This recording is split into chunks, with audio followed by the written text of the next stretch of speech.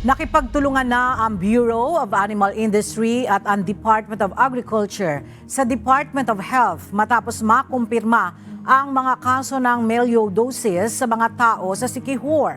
Ayon kay DOA Secretary Ted Herbosa, matapos ang masusing laboratory examination, napag-alaman na ang sanhi ng pagkasawi ng 2 sa 6 na kaso sa Siquijor ay hindi dahil sa glanders disease kundi dahil sa melioidosis. Ang melioidosis ay isang nakamamatay na zoonotic disease na dulot ng environmental bacterium na maaaring makuha sa kontaminadong lupa o tubig, lalo na sa mga tropical regions gaya ng Southeast Asia.